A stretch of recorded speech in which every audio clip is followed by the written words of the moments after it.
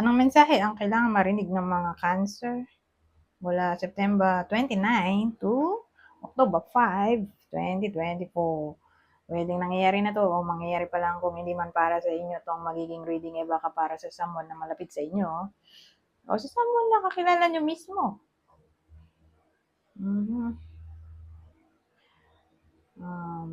Baka may lumabas na gender mamaya. Gawin nyo na lang energy. Masculine at feminine energy.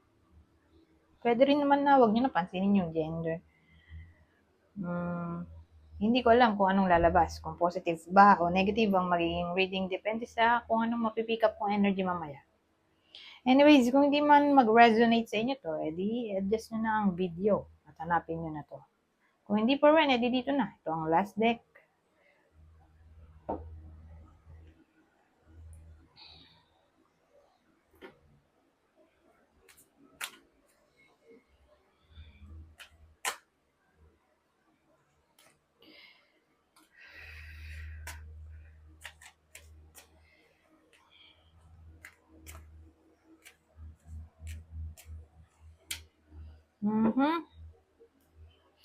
Well, may bida tayo dito.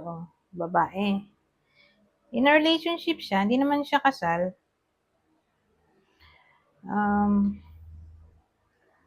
Wala rin siya anak. Ganun ko siya i-view. Okay? Pwedeng nagli-live-in pero walang anak. Basta in a relationship siya, hindi siya kasal. Kaya lang ang downside dahil nakabaliktad, hindi siya masaya sa sitwasyon niya nowadays. Puno siya ng agam-aga. Lalo na kung foreigner yung partner niya o magkalayo sila, LDR, long distance relationship. Lagi niyang iniisip kung may iba na ba yung partner niya, ganyan. So, paranoid siya, sa madaling salita, sa week na to. Ang tanong, meron nga ba? Diba? Para matigil na ang agam-agam ng iba sa inyo, lalo't babae. Okay? Saka lalo na kung nangyayari na to, diba? Para magkaroon na siya ng clarity. Ito. Meron nga ba? May iba na ba? Yung partner niya. Oh my God. Yes daw. Nako. Tama ang hinala niya. Sagot tayo.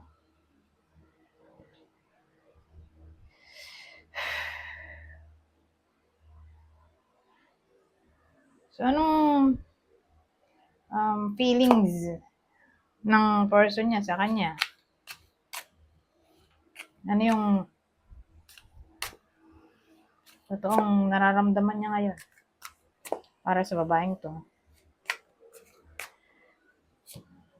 Whether kayo tong babae o kayo yung lalaki, basta kung ganito yung sitwasyon, regardless kung anong gender,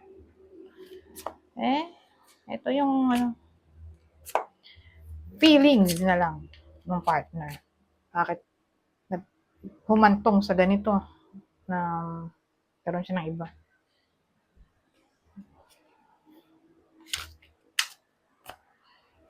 Possibilities, free-spirited, adventure risks, past life, deja vu, repeated patterns, karmic lessons, obsession,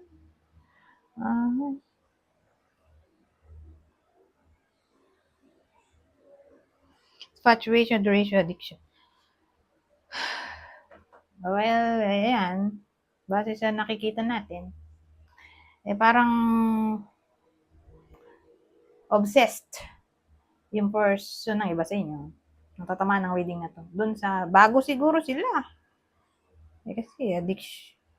Sabagay, pag sinabi mo ng mga addiction, hindi naman necessarily bago. Baka pwedeng ex niya to o kakakilala lang. Pero kasi mukhang obsessed siya ngayon doon sa bago niya. Kaya ko nasabi yung baka ex kasi repeated patterns. So, pwedeng ex niya to o sakit niya na. Sakit na nung tao yung pag-cheat. Kumbaga, nangyayari na talaga to. sa past. May history na ba? Parang ganun. May history na talaga siya ng cheating. Na umulit-ulit lang. Whether ikaw yung partner niya o bago. So sabihin natin ngayon, nagkaroon siya ng bago, di ba? Cheat niya rin yun. Pag naghiwalay kayo, tapos naging sila na talaga. Ganun lang. Repetition. Yung bago niya, i-cheat niya rin yun. Papapalit niya rin sa iba. Alam niyo ba kung bakit? Kasi siya yung tipo ng tao na ayaw na nasasakal. Ayaw niya ng commitment. Ano, free-spirited. Pag ganyan, ayaw niya ng tinatali siya sa sitwasyon. Actually, ayaw niya talaga ng relasyon na kasal, ganon. Yung parang tinali mo na siya sa responsibilidad na pag-aari mo na talaga siya. Lalo na siguro kung Aquarius to, may Aquarius siya sa birth chart o dominant yon o marami siyang houses na 11th house. Kasi pag ganyan, gusto niya ng freedom.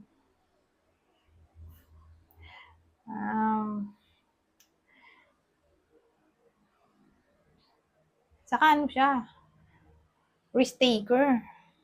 Gusto niya adventure. So, mga ganyang sitwasyon, base dito sa eksena natin, parang mas gusto niya yung open relationship o friends with benefits. Baka ganun ang sitwasyon nung bago niya, saka siya. Yung person dito na nag-cheat. Nasa friends with benefits situation sila na hindi naman din siya pwedeng i-claim nung bago niya dahil nga ayaw niya ng commitment. O baka naman yung bago niya, karmic relationship lang yung meron sa kanila.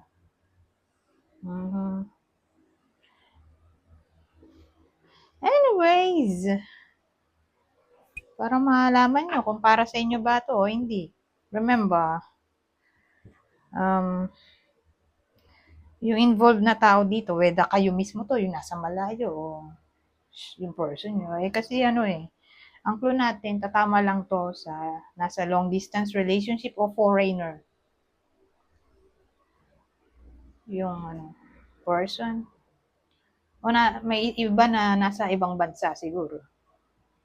O magkalayo lang talaga ng lugar. For some reason. Basta long distance. Ayan. Ito yung partner. Okay? Pero hindi naman kasal. At least may tayo dito. Clue. Sino yung dapat mag-ingat? Hindi kasal. Pwedeng nag-live-in dati. O napalayo dahil sa work. Pero wala naman silang anak Hindi sila kasal. Walang anak. As in, relationship lang yung meron sa kanila. Mag-boyfriend, mag-girlfriend, ganun. Yun lang. So, ito yung partner. Okay? Answer. Sagittarius. O Aquarius. Kaya pala Ito yung sinasabi ko dito, na yun nga, pwedeng Aquarius, maraming 11th house. Ito na. Napatotohanan na dito. Mahilig sa adventure, gusto mag-travel, careless, idealistic, youthful, freedom lover, spontaneous, lack of commitment, new beginning, foolishness.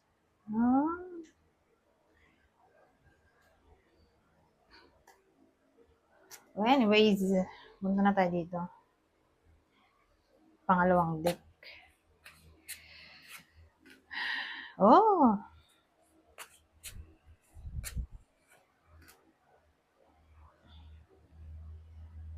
Oh! So, sa case na to, whether kayo mismo to, o ito yung person nyo. Kasi mukhang office romance, posible, para sa iba sa inyo, o work romance?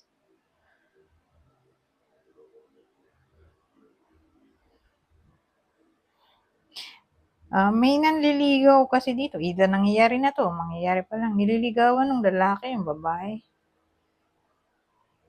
O pwede rin naman kung di ganun, office o work romance, yung babae may work.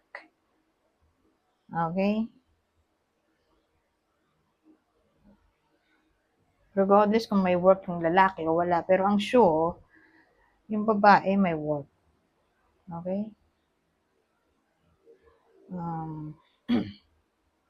Kung may dadagdag natin.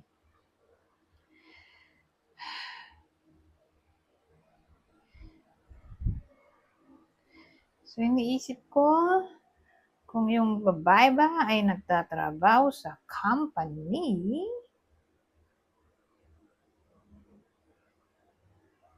excuse me, regardless na lang kung saan siya nagtatrabaho, government o company, basta, ano siya, may work, empleyado siya,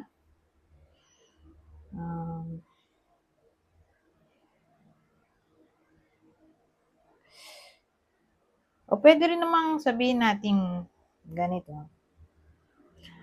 regardless kung may work o wala, posible na ma-meet na ng iba sa inyo, lalo na kung single. Yung kanilang magiging new love o new love interest. Actually, pwede nga rin tong reconciliation, reunion para sa mga mag-ex. Whether maging sila ulit o hindi. Pero yung mag-reconnect sila ulit. Whether nagkita sila unexpectedly somewhere o bigla na lang sila nagkamustahan for some reason. Ayun nga, posible. Okay? Ngayon, baka yung iba sa inyo ay makatanggap ng invitation sa isang celebration, okasyon, festivities. Ganyan.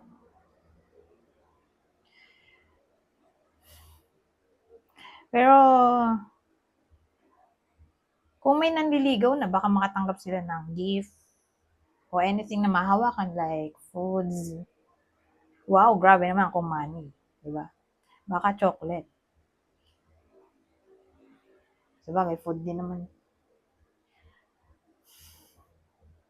Pero kung may nililigawan yung iba sa inyo, halimbawa, lalaki yung nanonood, mukhang may pag-asa siya. Kakaroon na ng improvement yung kanyang panliligaw. Ngayon,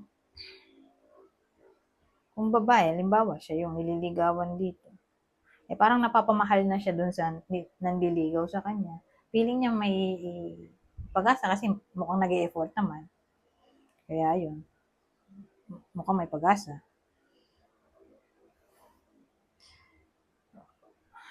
O sabihin natin development ng feelings, whether ka-relasyon to o whether ka-workmate to o friend.